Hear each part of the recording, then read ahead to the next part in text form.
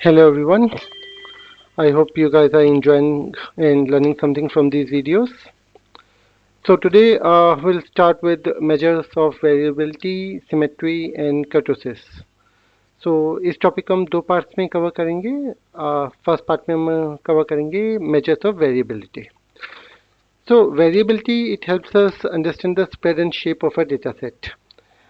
ये हमें हेल्प करता है टू आइडेंटिफाई कि जो डेटा हमें दिया हुआ है how distributed it's around the mean, whether the distribution is skewed or it's a peaked distribution. So let's start with central tendency measures. आप लोगों को पता होगा सेंट्रल टेंडेंसी के तीन मेजर्स हैं, मीन, मीडियन, मोड. ये तीनों हमें हेल्प करते हैं एक डेटा सेट को. यहाँ पर हमने अगर आप कॉलम बी देखेंगे तो हमने कॉलम बी में एक रैंडम डेटा सेट लिया हुआ है. So all three mean, median, mode आपको हेल्प करते हैं टू अंडरस्टैंड कि ये डेटा सेट हमारा किस तरीके से हमारा कर्व बनाता है. So let's start with mean. Mean is nothing but simple average.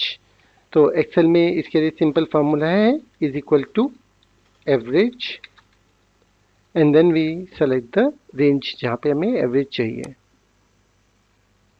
तो अगर हम यहाँ पे is equal to average bracket start करेंगे हम और रेंज को सेलेक्ट करेंगे. यहाँ पे B2 से B11 हमने सेलेक्ट किया तो ये हमें एवरेज दे देगा. This is 27. अगर आपको ये दो डॉट्स नहीं चाहिए तो आप ऊपर नंबर में जाके आप यहाँ पे दो देखेंगे. यहाँ पे आप जो अपने डेसिमल पॉइंट है इंक्रीज या डिक्रीज कर सकते हैं. यहाँ पे हमने एक कम कर दिया तो हमारा 27.0 आ गया. सेकेंड वन यहाँ पे आप लोगों को ताकि थोड़ा इजी रहे तो हम यहाँ पे फार्मूला भी लिख देते हैं एवरेज का. Second is median. मीडियन होता है हमारा मिडिल वैल्यू किसी भी रेंज का. तो इट डजेंट डिपेंड कि वो एवरेज होना चाहिए. अगर आपका डेटा सेट है लेट्स से सिर्फ आपके तीन वैल्यूज़ हैं 1, 2 एंड 100 तो भी आपका मीडियन बाय डिफ़ॉल्ट 2 आ जाएगा because 2 is a middle value. Median का भी एक्शन में सीधा फार्मूला है median range, median and then you select a range. तो अगर हम इसे यहाँ पे डालेंगे फार्मूला लिखते हुए हमें एक्सेल में इज इक्वल टू लगाना पड़ेगा. तो अगर हम सेम यहाँ पे इज इक्वल टू मीडियन और रेंज को हम सेलेक्ट कर लेंगे सेम B2 से B11 तक. तो दिस इज अवर मीडियन. इस केस में 25 हमारी मिडिल वैल्यू है. आप देखेंगे यहाँ पे 25 कहीं पे भी नहीं है. यहाँ पे ये इसलिए हुआ क्योंकि हमारे यहाँ पे नंबर ऑफ डेटा सेट अगर आप देखेंगे नीचे तो ये इवन है. अगर ऑड होते हैं तो हमारा मीडियन होता है मिडिल वैल्यू. अगर इवन होते हैं तो मिडिल में दो वैल्यूज़ आ जाते हैं. इस केस में हमारी मिडिल की दो वैल्यूज़ हैं 20 एंड 30. तो 20 एंड 30 का जो एवरेज होगा वो हमारा मीडियन हो जाएगा. 20-30 का एवरेज यहाँ पे हमारा 25 आया है इसलिए यहाँ पे हमारा मीडियन 25 आ गया है. नेक्स्ट हम आते हैं मोड पे. मोड होता है मोस्ट फ्रीक्वेंट वैल्यू. एक डेटा सेट में जो भी सबसे ज़्यादा फ्रीक्वेंट वैल्यू होगी वो हमारा मोड हो जाएगा. अगर आप बाय डिफ़ॉल्ट देखेंगे इस डेटा सेट में तो आप देखेंगे यहाँ पे 20 की जो वैल्यू है ये हमारी मैक्सिमम आ रही है. तो अगर हम यहाँ पे मोड को यूज़ करेंगे is equal to mode. Mode हमारा एक्सेल 2013 से पहले तक चलता था. एक्सेल 2013 के बाद हमारा एक नया फार्मूला आ गया मोड डॉट सिंगल जो सिंगल डेटा सेट के लिए यूज़ होता है. तो हम दोनों में से कोई भी यूज़ कर सकते हैं. यहाँ पे हम mode dot single data set के लिए मोड डॉट SNGL यूज़ करेंगे. ब्रैकेट स्टार्ट सेम हम रेंज को डालेंगे और इसे देखेंगे तो यहाँ पे आंसर 20 आ जाएगा. तो ये हमारे हो गए सेंट्रल टेंडेंसी की measures which is mean, median and mode. Now will move to measures of variability जो कि हमें स्प्रेड ऑफ डेटा को हेल्प करने में आइडेंटिफाई करने में हेल्प करते हैं. तो सबसे पहले आ गया हमारा range. Range as you might know is our maximum minus minimum. यहाँ पे हमारी मैक्सिमम वैल्यू 50 है, मिनिमम वैल्यू 5 है. तो हमारा रेंज हो जाएगा 50 - 5. एक्सेल में ये करने के लिए सबसे पहले हमें मैक्सिमम वैल्यू फाइंड करनी पड़ेगी जिसके लिए हम फार्मूला यूज़ करेंगे इज इक्वल टू मैक्स का. इज इक्वल टू मैक्स और अगर हम डेटा सेट सेलेक्ट करते हैं तो ये आ जाएगा हमारा 50. यहाँ पे इसी फार्मूले में अगर आप ऊपर देखेंगे फार्मूला बार में तो इसी फार्मूले में हम आगे minus minimum and then will use the same range. तो यहाँ पे हमने मैक्सिमम माइनस मिनिमम किया तो 50 - 5 बाय डिफ़ॉल्ट 45 यहाँ पे आ गया है. So this is our range. Second हमारा आता है इसके पास स्टैंडर्ड डेविएशन. स्टैंडर्ड डेविएशन में हमारा दो चीज़ आती हैं, सैंपल एंड पॉपुलेशन। हमारे सैंपल के लिए फार्मूला है stddev.s। तो सैंपल के लिए हमारा फार्मूला है stddev.s।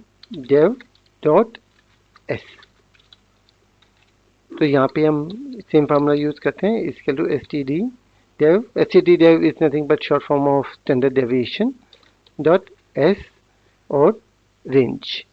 आप रेंज को सेलेक्ट करेंगे, ये आपका सैंपल बता देगा विच इज़ 15.31। यहाँ पे हमारे थोड़ी सी डेसिमल ज़्यादा है तो हम इसे कम कर लेंगे। Next is population. पॉपुलेशन के लिए फार्मूला है हमारा stddev.p,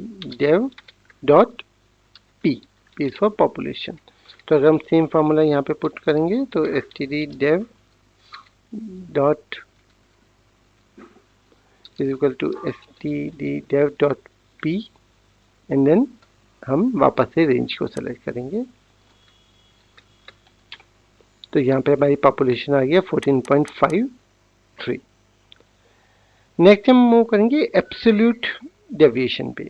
एब्सोल्यूट डेविएशन एक सिंगल नंबर नहीं होता। एब्सोल्यूट डेविएशन होता है आपके डेटा सेट के हर डेटा पॉइंट का डेविएशन क्या है फ्रॉम मीन।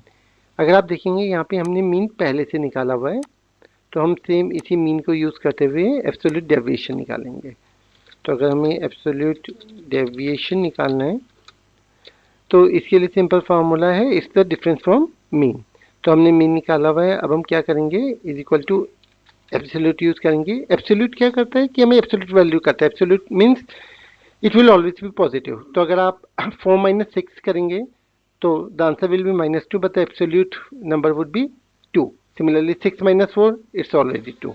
तो इरिस्पेक्टिव आप 4 - 6 करें या 6 - 4 करें, जब आप एब्सोल्यूट निकालेंगे तो आपको आंसर 2 ही देगा। तो यहाँ पे हमने एब्सोल्यूट का फार्मूला लगाया विच इज़ ABS, और ABS के बाद हम इसे यूज़ करेंगे सेल माइनस मीन। तो हमने सेल यहाँ पे देता है हमारा 5 माइनस मीन। मीन हमारा 27 है, हम 27 को फ्रीज कर देंगे F4 दबा के। तो हम F4 दबाते हैं, आप देखेंगे यहाँ पे फार्मूले में दोनों जगह डॉलर आ गया है, तो ये फ्रीज हो गया है। ब्रैकेट ओवर, यहाँ पे हमारा आ गया absolute deviation is 22 which is the difference between 27 and 5। इसी फार्मूले को हम कॉपी करके नीचे तक पेस्ट कर देंगे, तो आप देखेंगे यहाँ पे आ गया है। एब्सोल्यूट से हमें क्या फ़र्क पड़ा कि इट डजेंट मैटर कि हमारा क्योंकि हमारा मीन 27 था, तो चाहे हमारा रो डेटा उससे कम हो चाहे हमारा रो डेटा उससे ज़्यादा हो डेटा पॉइंट, आपका आंसर हमेशा पॉजिटिव में आएगा। तो this is our absolute deviation. Absolute deviation के बाद हम मूव करेंगे कोफिशिएंट ऑफ वेरिएशन में which is CV। Coefficient of variation के लिए हमारा फार्मूला होता है standard deviation by mean into 100। तो दिस इज स्टैंडर्ड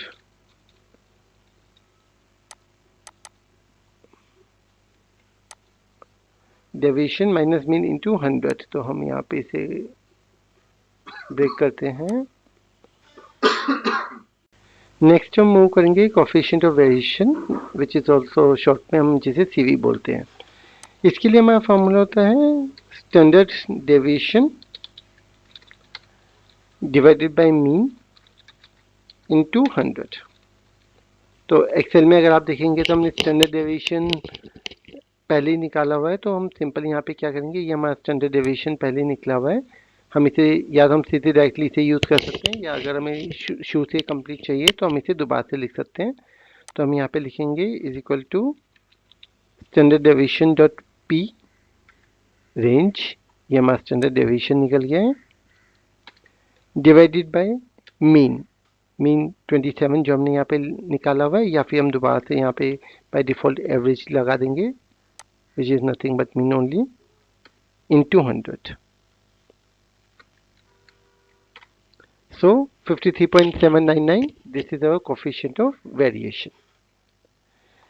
लास्ट हम इसमें कवर करेंगे क्वार्टाइल को। क्वार्टाइल हमें क्या बताता है कि आपका कोई भी एक डेटा सेट है, तो ये हमें बताता है कि हमारा टॉप, अगर हम इसे 4 पार्ट्स में डिवाइड कर देते हैं किसी भी डेटा सेट को, तो हम उन्हें 4 क्वार्टाइल बोलते हैं, Q1, Q2, Q3 and Q4। अगर हमें फर्स्ट क्वार्टाइल निकालना है यहाँ पे, तो फर्स्ट क्वार्टाइल के लिए हम यहाँ पे क्या फार्मूला यूज़ करेंगे, is equal to quartile.inc range, क्योंकि यहाँ पे हमें फर्स्ट क्वार्टाइल चाहिए तो यहाँ पे हम कॉमा 1 कर देंगे। आप देखेंगे यहाँ पे लिखा भी आ गया first quartile which is 25th percentile, तो यहाँ पे हमारा 25th परसेंटाइल आ गया 16.25। सिमिलरली अगर आपको थर्ड क्वार्टाइल चाहिए तो हम यहाँ पे 1 की जगह सिर्फ 3 यूज़ कर देंगे, तो ये हमें 75th क्वार्टाइल यहाँ पे दे देगा which is in this case 38.75. The last thing is interquartile range IQR.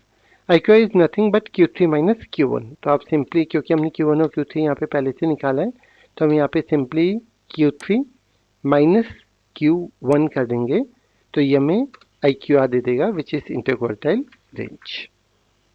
I hope this is clear. Any questions?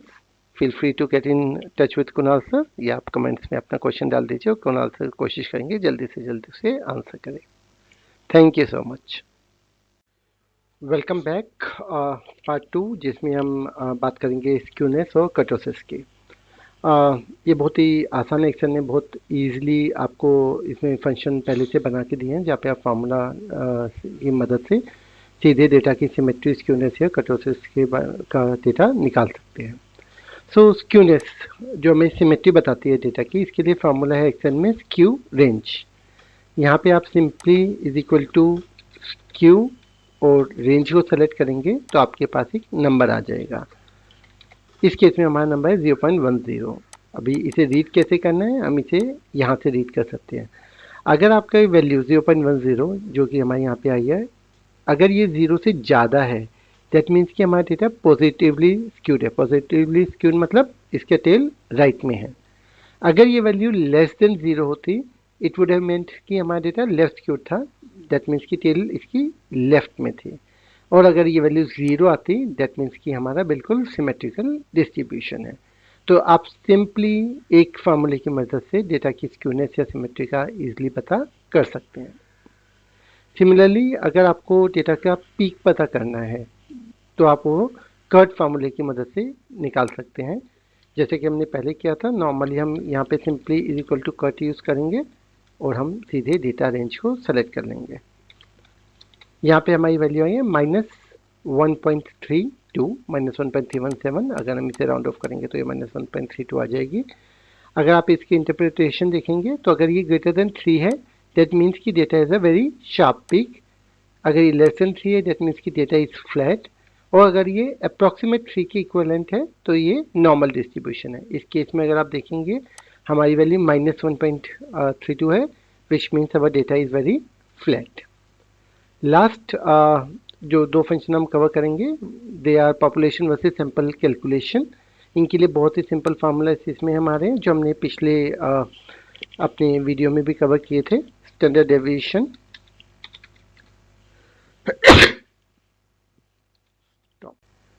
तो पॉपुलेशन स्टैटिस्टिक्स के लिए हम यूज़ करेंगे standard deviation dot P is equal to std_dev.p and then range. आपको याद होगा ये दोनों फार्मूले हमने पिछले फर्स्ट पार्ट में भी कवर किए हैं। और स्टैंडर्ड डेविएशन डॉट एस हम यूज़ करेंगे सिंपल स्टैटिस्टिक्स के लिए। तो इसको std.s।